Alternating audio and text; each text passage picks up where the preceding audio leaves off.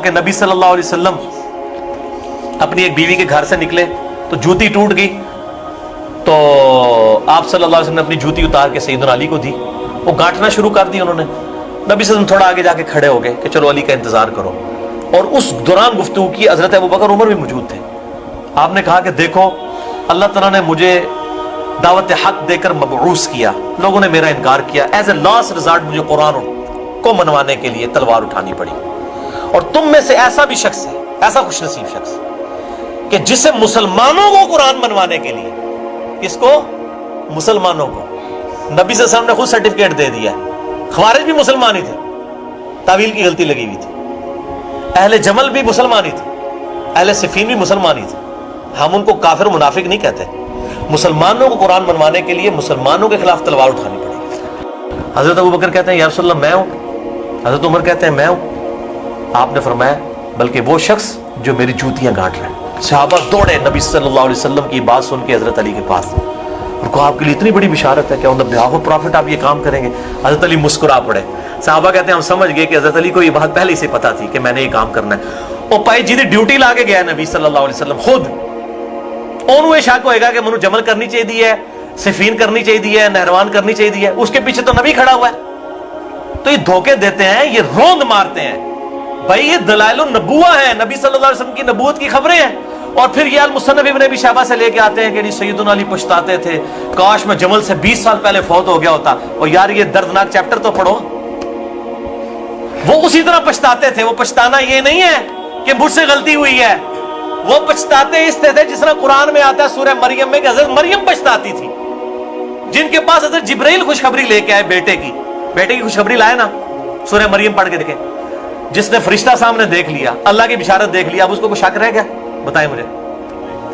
اچھا، اس کے بعد آتا ہے ان کو حمل ٹھہر گیا، وہ ایک درخت کے نیچے جا کے بیٹھی اور وہاں کہتی ہے کاش میں بہت پہلے ہی مر کے مٹی ہو چکی ہوتی، نسیہ منسیہ ہو چکی ہوتی، لوگ مجھے بھول چکے ہوتے، میں اس حالت پہ تو نہ پہنچتی۔ اس کا مطلب حضرت مریم کو شک تھا جی، ناسبیو، حضرت مریم کو اللہ اور جبرائیل پہ شک تھا، ان کو پتا تھا کہ اس میں جبرائیل کہتا ہے کہ آپ کے بیٹے کو ہم نشانی بنانے والے ہیں۔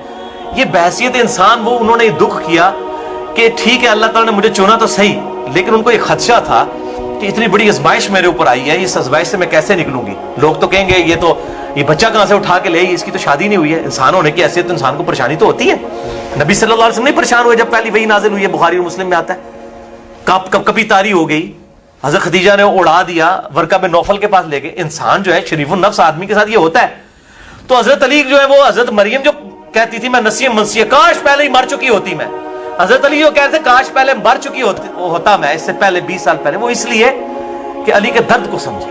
واللہ میں اکیلے میں سوچتا ہوں مجھے حسین پہ اتنا رونا نہیں آتا جتنا علی کے اوپر آتا ہے۔ اس شخص کو دیکھیں جس نے سب سے پہلے اسلام قبول کیا، جامع ترمذی کی حدیث ہے زید ابن ارقم سے کہ سب سے پہلے علی نے اسلام قبول کیا ہے حضرت خدیجہ کے بعد، پھر زید ابن حارثہ نے، اور پھر ابوبکر صدیق نے۔ یہ ترتیب ہے ان کی زمانی۔ یہ تو جعلی ہے نا جی، بچوں میں زید، عورتوں میں خدیجہ، تاکہ علی دا ٹائٹل چھین لیا جائے، یہ اس لیے کیا ہے، نہ علی نے کیا اسلام پہلے قبول۔ کتنی حدیث موجود ہیں، المستدرک الحاکم کے اندر، سنن نسائی الکبریٰ کے چیپٹر خصائص علی کے اندر موجود ہے، جامع ترمذی میں موجود ہے۔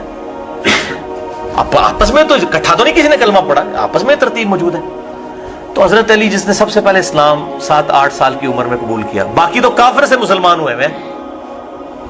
دیکھ لیں جتنے بڑے بڑے اصحاب ہیں وہ تو مسلمان تو نہیں تھے نا، بعد میں مسلمان ہوئے نا، کوئی 40 سال کی عمر میں، کوئی 45 سال کی عمر۔ حضرت علی تو بچپن سے آپ صلی اللہ علیہ وسلم کی جو ہے وہ ساتھ اٹیچ، جس شخص نے بچپن سے اسلام قبول کیا، ہر وقت حضور کے ساتھ رہا، غزوہ خیبر میں اسلام کو فتح دلائی، غزوہ خندق میں ابن عبد الود جس کا کوئی مقابلہ کرنے کے لیے آگے نہیں ہوتا تھا، جو 100 بندوں سے اکیلا لڑتا تھا، اس کو قتل کیا، جس نے اسلام کو اس اور شیب ابن ابی طالب کے اندر اس نے وقت گزارا 3 سال کا، جس نے اسلام کو زیرو سے اس بلندی ایپیکس پہ پہنچتے ہوئے دیکھا کہ حضرت عمر کے دور میں 3 براعظموں تک اسلام کی حکومت پہنچ گئی، اور اس کو اپنی زندگی میں یہ چیز دیکھنی پڑ رہی ہے کہ اس کے سامنے وہ اسلام کا نظام جو ہے وہ بکھرتا جا رہا ہے بنو امیہ کے گورنروں کی وجہ سے۔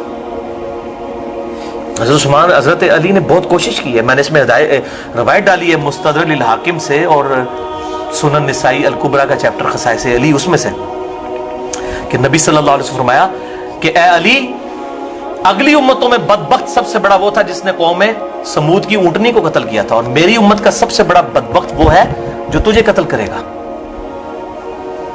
تو قوم سمود کے بدبخت نے جب اونٹنی کو قتل کیا تو قوم سمود پہ عذاب آیا نا۔